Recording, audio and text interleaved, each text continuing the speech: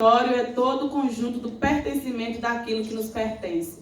E certamente se perguntasse para o território, o povo indígena Guarani, que é esse povo que movimenta muito o corpo, se perguntasse para o povo Xacriabá, que vive numa região do Cerrado, numa região semiárida do território brasileiro, se perguntasse se é um território mais bonito no Amazonas, certamente um jovem, assim como o mais velho, ia dizer que não, porque nós não estamos atrás de um território bonito. Nós estamos, na verdade, querendo aquele lugar que nos reconecta com a nossa ancestralidade. É importante pensar isso para pensar o significado profundo do território. E o que é pensar os povos indígenas no Brasil? O que é pensar esse Brasil diverso sem pensar a presença nossa no Brasil? Eu digo que seria contar a história pela metade.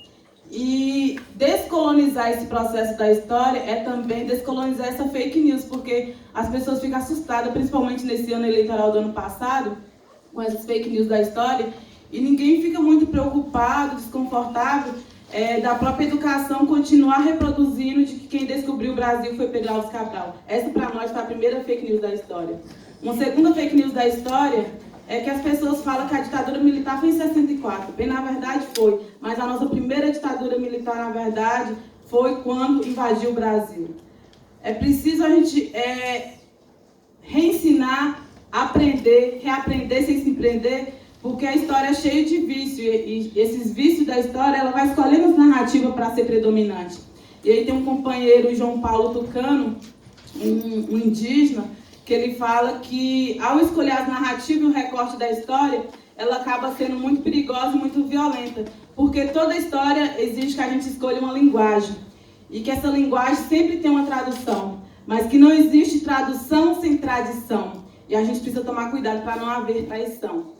Porque ao escolher essa narrativa, acaba que a gente vai privilegiando também quem são os narradores. E principalmente em momentos que nós estamos vivendo, é importante reconhecer outras narrativas, assim como a dos povos indígenas, por meio também do cinema, mas muito mais importante do que reconhecer as narrativas é reconhecer os narradores. Muito mais importante do que reconhecer os conhecimentos é reconhecer os conhecedores. Porque daí sim a gente vai pensar realmente um outro processo de reaprendizagem. E aí, todas as vezes que a gente vai falar desse processo da história, as pessoas falam assim, mas como é que nós, enquanto professores da rede estadual de ensino, enquanto professores da universidade, como que a gente pode ajudar também a descolonizar esse pensamento na questão da história indígena?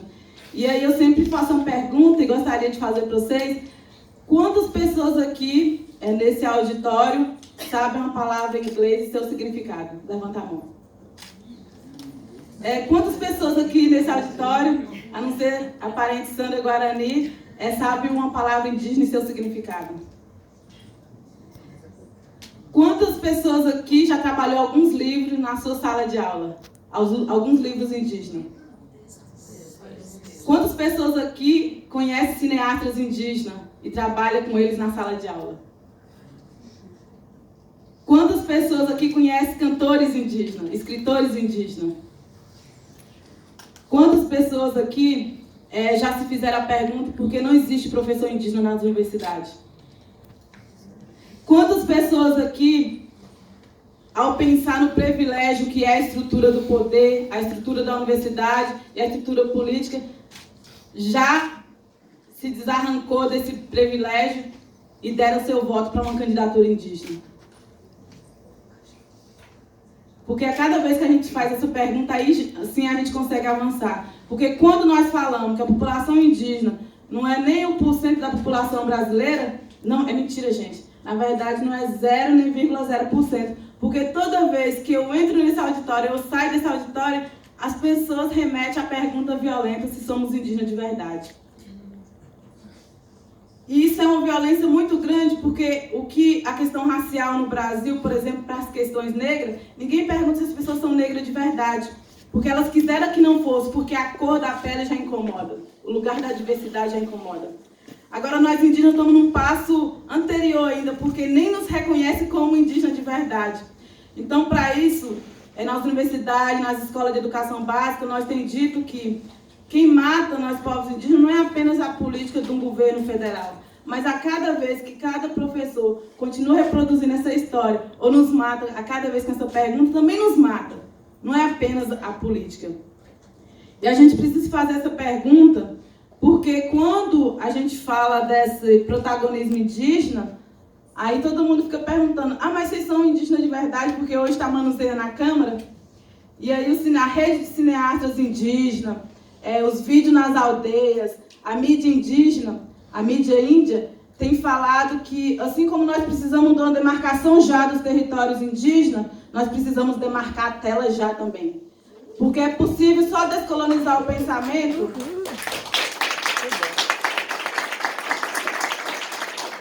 Porque só é possível descolonizar o pensamento se a gente descolonizar os nossos corpos e nossos olhares. E muitos de nossos olhares estão com cegueira monocular que tem levado o adoecimento e o adormecimento da mente. Não é possível pensar as fronteiras de liberdade da nossa produção do conhecimento se nossos corpos e nossos olhares estiverem aprisionados. Pensar a participação indígena, dos corpos de mulheres indígenas, a juventude indígena, manuseando a Câmara como cineastas indígenas também, é pensar uma cura do pensamento e uma cura do olhar. Porque quando Alberto Guarani fala assim, não na hora de fazer a edição do filme, eu tenho que fazer escolha, porque Yanderu tem que me dizer se eu vou colocar aquele recorte da cena ou não. E aí eu lembro que a primeira vez, em 2010, quando eu estava na graduação, eu fiz minha pesquisa sobre pintura corporal e espiritualidade. Eu tinha escolhido o tema só pintura, e aí quando um pajé Guarani chegou para mim e falou, você tem um jeito diferente de colocar pintura no corpo. Eu falei, não, esse pajé deve estar viajando, não existe, é o único jeito de colocar. E aí chegou um outro pajé Kaxinawá e falou a mesma coisa. Tempos mais tarde, esse pajé Kaxinawá faleceu, e aí eu me senti provocada a entender o que estava para além da pintura corporal. E aí quando eu fui fazer o trabalho de pesquisa, os professores ficam muito ensinando a gente que tem que fazer muitas perguntas. E as lideranças indígenas, nossos mais velhos indígenas, eles não gostam das perguntas. Porque eles falam que as perguntas geram novas perguntas, assim como as respostas geram novas respostas. E a melhor resposta é aquela que não há pergunta, mas que é uma interpretação diferente de entender o que foi dito. E aí, quando eu fui fazer a minha pesquisa com o Pajé Chacriabá, eu falei, a pintura corporal e a espiritualidade é importante? É importante. Eu falei, mas como é que é no ritual, essa conexão mais profunda? Não, é importante. E aí, quando eu fui ouvir a entrevista, eu estava conversando sozinha. Eu fiquei muito frustrada nesse processo dos recortes das perguntas e da metodologia de pesquisa que a universidade coloca nós indígenas e quanto pesquisador indígena também. E aí teve um dia que ele foi lá em casa, aí eu falei, nós estávamos conversando, eu falei, é porque para mim não existe pintura sem ritual e nem ritual sem pintura. A pintura já é um ritual. Aí ele falou, importante isso que você está falando. Eu falei, mas o senhor poderia me dar aquela entrevista que eu queria conversar com o senhor de novo. Ele falou, vai lá em casa me pintar. Aí eu virei pro meu irmão que é cineasta da rede de cineastas indígenas, falei, eu não queria perder tempo gastando, fazer pintura com ele, eu queria entrevista. Aí quando eu cheguei lá, ele falou, nada melhor do que falar de pintura corporal e espiritualidade, do que fazendo a pintura e experimentando a espiritualidade acontecer. Eu não fiz nenhuma pergunta para ele, eu gravei 4 horas com ele. E minha bateria acabou, não deu para fazer mais. E chegou uma hora que ele falou assim, se você estiver preparada para aprender enquanto lugar de pertença, desliga a câmera, para de escrever, porque se você estiver preparado para aprender enquanto lugar de pertença, você tem que aprender pela oralidade. Naquele momento eu me senti armada, desarmada. Porque como que eu ia registrar? E para mim foi muito importante esse processo, porque um outro caso que eu vou contar é que quando as mulheres Chacriabá, em 2016, 2 mulheres Chacriabá foi convidada para dar aula para os alunos da arquitetura na UFMG, elas nunca tinham saído do território Chacriabá. E aí falou, dona Libertina, quanto tempo a senhora vai gastar aqui para fazer a casa? Aí falou assim, meu filho, é 20 dias, mas eu estou tão aperreada porque eu nunca saí do território assim, para ficar estando de dia, então não tem problema, eu trabalho de dia e de noite, não tem problema que eu vou dar conta de fazer. Não, dona Libertina, não é para a senhora fazer sozinha, é para a senhora ensinar os meninos. Ela falou, minha filha, mas eu estou bem aperreada já, o juiz, porque nem as crianças lá no Chacriabá não ficam perguntando igual eles, elas aprendem fazendo. E aí, por fim, um dos meninos falou assim, dona Libertina, como é que faz aqui qual a quantidade de barro para levantar essa parede? Meu filho, não tem segredo não, é 3 mãos cheias de barro em cada buraquinho desse. Eles não entendiam essa outra noção. E aí foi quando, por fim mesmo, ele falou assim, dona Libertina, quanto tempo essa casa dura? Aí ela falou assim, meu filho, depende da lua que foi tirada do barro. Se foi tirada uma lua boa, vai ser 6 anos. Se for tirada uma lua ruim, tanto a madeira e o barro ela vai se desfazer com 4 a 5 anos. Ô, dona Libertina, que pena essa casa aqui na Faculdade de Educação tão bonita e ela se desfazer com 4 a 5 anos. A senhora não queria que nós ensinássemos uma técnica para a senhora, para ela durar a vida inteira? Ela falou, não, meu filho, é muito arriscado, é muito perigoso. Porque a casa precisa se desfazer para a gente continuar ensinando para meus filhos e para meus netos. Essa é uma fala que eu levo assim, para a minha vida.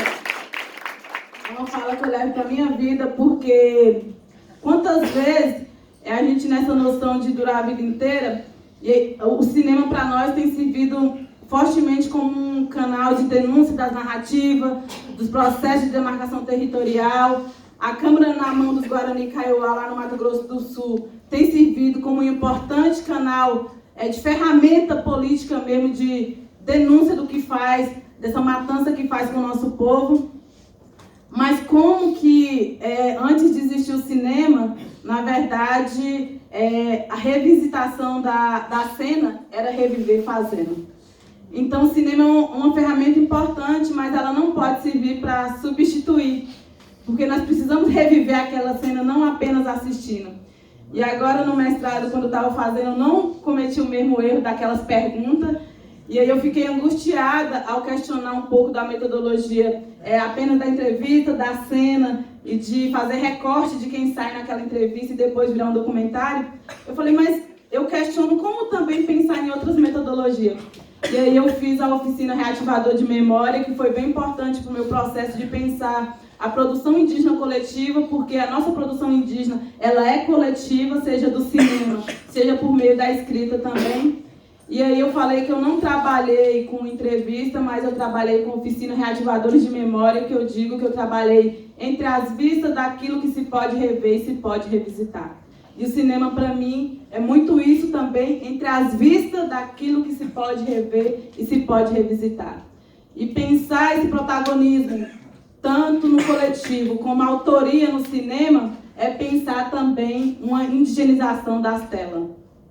E pensar essa indigenização das telas não é exatamente dizer que a tela está se tornando indígena, mas a tela, na verdade, está se reterritorializando, porque esse significado do território, eu tenho discutido ele agora recentemente, que é muito mais do que o conceito terra. Onde nosso corpo transita, também é território, porque existe o território corpo e o corpo como território também. É preciso pensar a reterritorialização desses espaços, seja da universidade, seja do cinema, porque não dá para pensar um processo de descolonização se não existe essa pluralidade, seja por meio da presença indígena, seja por meio da presença quilombola, seja por meio dessa presença da diversidade também, não apenas como uma pessoa que está do outro lado da cena, mas quem está comandando também e escolhendo essas outras narrativas. É importante pensar isso porque meu irmão tem trabalhado agora, a dissertação dele até chama, para além do olhar que atravessa a Câmara, é importante pensar que a Câmara, ela dá conta de registrar, mas ela não dá conta de demonstrar força. A Câmara, ela dá conta de registrar, mas ela não mostra exatamente a entoação da oralidade. É diferente quando a gente fala olhando para a Câmara e é diferente quando a gente está no ritual. E, por fim, também, principalmente, a subjetividade, porque dificilmente a Câmara vai dar conta de trazer a força da espiritualidade. Então, como pensar a Câmara como uma importante ferramenta do guardiãs da memória e da oralidade, mas, ao mesmo tempo, sem deixar de movimentar a cultura? Porque a memória também é cinema, a oralidade também é cinema. Como pensar, potencializar esses lugares, mas sem perder essa dinâmica de continuar movimentando. E aí eu lembro que uma companheira Guarani Kaiowá, que fazia o mestrado comigo, ela falou, você sabia que uma liderança lá na minha comunidade quase perdeu seu lugar de liderança porque ele caçou uma capivara e guardou no congelador?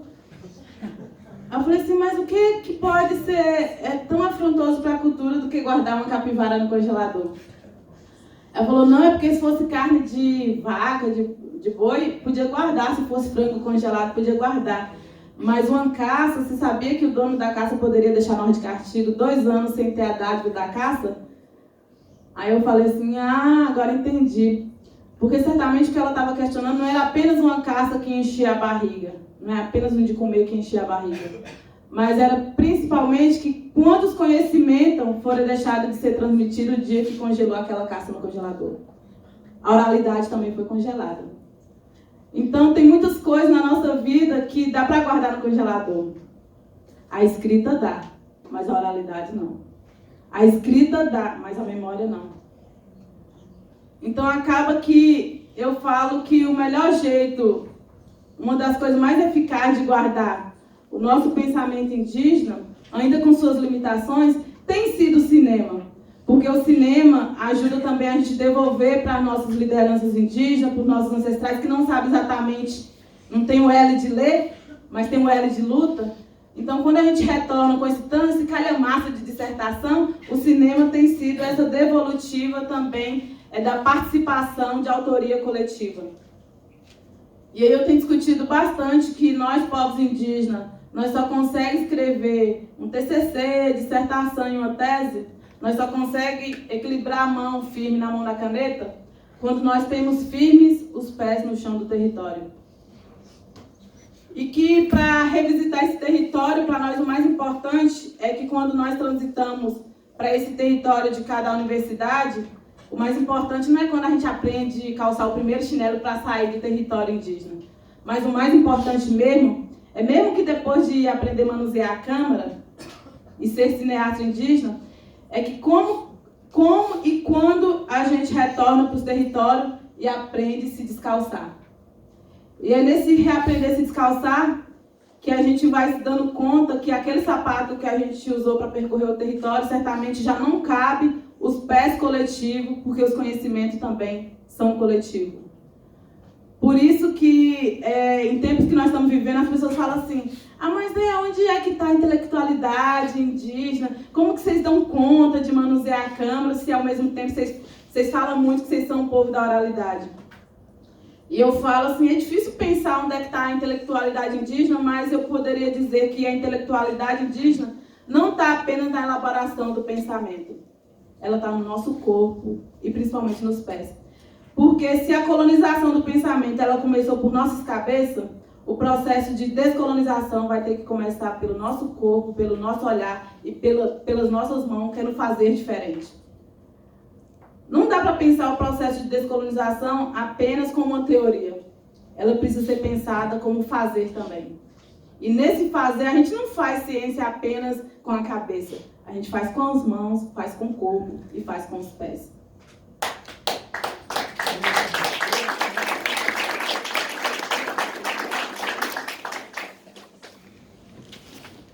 E para pensar ainda esse processo de descolonização, nós temos dito também que como trazer essa interlocução dos nossos ancestrais, dessa sabedoria ancestrais, dos nossos conhecedores mais velhos, como uma potência também do conhecimento. E eu tenho falado muito também que os nossos conhecimentos indígenas, inspirados na ciência do território, para esse momento que nós vivemos uma política doente, Vladimir, para esse momento que nós vivemos também uma ciência que está enferma, os conhecimentos indígenas, nesse útero da terra, não dá para ser descartado. Sem dúvida nenhuma, é uma epistemologia de cura. Porque as pessoas, elas se sentem horrorizadas quando nós falamos que nós estamos vivenciando um processo de genocídio. Aí elas falam assim, na própria internet, não, mas, gente, isso é muito violento, genocídio é a matança de um povo. Aí eu falo, não, eu errei. É que nós estamos vivendo um momento de genocídio legislado. Que é quando o próprio Estado autoriza nos matar com o próprio arcabouço jurídico. E ela escolhe essa munição para quem é. E as pessoas perguntam, mas por que em tempos atrás os povos indígenas do Brasil, já que não chega a 1% da população, nem incomodava assim tanto o governo brasileiro? Por que então que a primeira munição no dia 1º de janeiro foi para os povos indígenas, quando transferiu a FUNAI para o Ministério da Damares, e não sentindo contente, transferiu ainda as pautas de demarcação dos territórios indígenas para o Ministério da Agricultura? Eu falo porque é o direito originário. Antes de ser constitucional, é originário. Então, primeiro é para nós, mas depois vai ser para todo mundo. Por isso que hoje falar como que eu faço para ajudar a causa indígena, ajude também nós. Mas lutar pela causa indígena, lutar pela demarcação dos territórios indígenas, não é mais um bem para nós, povos indígenas. É um bem para a humanidade. Porque hoje existem várias formas de morrer no Brasil. Mas se vocês não morrerem igual nós, pelos conflitos territoriais, vocês estão bem sujeitos a morrer pelo veneno que chega na mesa. E essa pauta que nos une. Porque a alimentação, para nós, povo indígena, é um ato de cura também. E a alimentação hoje no Brasil tem sido um ato de adoecimento. Então, para além de pensar o recorte do que a gente discute no cinema, é preciso pensar esse corpo que está atrás da câmera também. E eu penso que nesse momento que nós estamos vivendo, é importante também pensar o reencantamento da vida. Porque assim como a nossa cultura, que eu acredito que é a estrutura da vida, a cultura, o cinema, a poesia, a arte, é o que move a estrutura da vida. Pensa um Brasil sem cultura. Seria um povo adoecido. Pensa o Brasil sem a diversidade. Seria um Brasil também desbotado. E aí, em tempos que nós estamos vivendo, as pessoas têm reproduzido bastante também esse ré negativo, que é do retrocesso. É importante a gente reconhecer que estamos num momento de retrocesso. Mas tem outros ré positivos que nós precisamos recuperar. Que é o ré da reconexão, que é o ré da retomada, que é o ré do reaprender, que é o ré, principalmente, de reenvolver. Nós ficamos tão preocupados em desenvolver que nós distanciamos dos corpos. E foi congelado também o nosso próprio diálogo. Então nós precisamos repensar esse momento das reconexões e pensar também esses corpos que estão presentes. Eu lembro que nessa fala que todo mundo tem falado muito assim, ninguém soltar a mão de ninguém. E aí, mês passado, lá em Brasília, em um dos momentos da abertura, num momento de mística, e aí nós estávamos fazendo um canto indígena e pintando vários rostos durante um momento lá na UNB. E aí, logo depois desse momento, uma menina ficou tão assim aperreada, porque estava com o rosto com urucum, aí ela foi no banheiro tentando tirar esse urucum do rosto, e a outra falava assim com ela, mas o que que tem? Você estava aqui junto com nós, na oficina com os indígenas, o que que tem? Ela falou, mas eu vou lá para minha aula, e ela era do direito. E aí todo mundo vai ficar me perguntando, eu vou ficar incomodada com isso. E aí eu fiquei pensando que se as pessoas falam que ninguém solta a mão de ninguém, mas se elas não conseguem segurar uma tinta de urucum 10 minutos no rosto. Perfeito. Elas estão preparadas para segurar na luta? Esse momento é urgente. Ele está ruim, mas meu avô fala que remédio amargo é o que cura. E esse momento de remédio amargo precisa curar alguma coisa. E o que eu estou achando mais bonito nesse momento é que as pessoas têm recuperado essa reconexão com o diálogo. Porque as pessoas tinham distanciado. Porque todas as vezes que pensavam numa luta, falavam, se eu não sou indígena, se eu não sou quilombola, então eu estou distante desse lugar. Então esse momento é de remédio amargo, mas ele precisa também servir como uma potência de cura. E as pessoas têm perguntado para nós, eu estou preocupado com vocês indígenas, porque já teve o processo de colonização, já teve o processo da ditadura, será que vocês vão aguentar mais essa aí? E aí eu falo que só quem tem cicatriz profunda sabe o remédio que cura. E nós precisamos carregar essa cicatriz não como algo que apenas serviu como uma dor para o corpo, mas como uma forte possibilidade e potência de cura também. E para a questão do conhecimento, eu tenho dito que as pessoas só vão reconhecer, infelizmente, que os territórios indígenas são lugares, territórios férteis de elaborar e guardar conhecimento, assim como a Câmara, assim como o cinema, quando não existir mais nenhuma árvore. Porque o dia que não existir mais nenhuma árvore, não vai existir mais papel. E onde que essa caneta vai escrever? Então, os territórios indígenas são lugares de potência do conhecimento. E por isso que nós, povos indígenas, né, Sandra, continua dizendo que a cada dia nós aprendemos muito mais com a árvore viva do que com papel morto. E estar na universidade, estar transitando nesse lugar, para nós só tem sentido se for ferramenta de luta. Nós aprendemos a escrever, é importante a escrita, mas muito mais importante do que escrever é inscrever conhecimento. É como deixar esse conhecimento compenetrar, não apenas em nossa cabeça, mas também ser um argumento político. E aí, na dissertação, eu lembro que Clarice falou que leu e ela falou que gostou, mas porque foi construída a muitas mãos. E nós precisamos também, na universidade, deixar esse lugar do privilégio, da vaidade, e construir com as mãos coletivas também. Porque nós não tornamos menos importante quando os conhecimentos são coletivizados. Na verdade, nesse momento, nós precisamos de algo mais compartilhado. Porque quando as pessoas me perguntavam, por exemplo, uma coisa que parece não ter nada a ver, por que o índice de suicídio é tão alto nos territórios indígenas?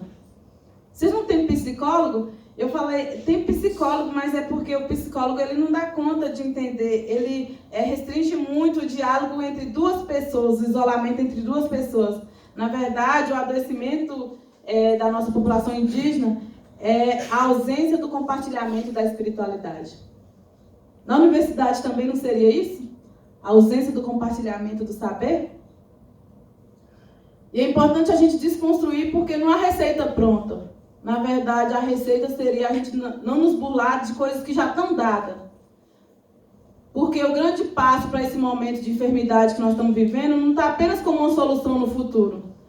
Ela está um pouco exatamente em regressar um pouco no passado.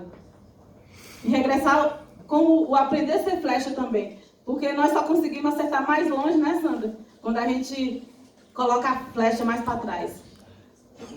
Então é importante nesse momento que nós estamos vivendo também, a gente pensar a presença indígena na universidade como esse acolhimento também desses corpos. Porque cada vez que nós chegamos nesse outro espaço, há vários jeitos de ter um parto. Ou nós temos um parto normal e nós voltamos para a nossa comunidade depois de concluir, ou nós somos abortados.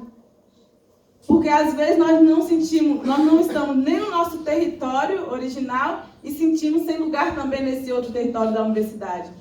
E eu falo que se der tudo errado na universidade, mas o mais importante para nós indígenas, se a gente não conseguiu sensibilizar, indigenizar a universidade, o mais importante é a gente não deixar o outro mudar a gente.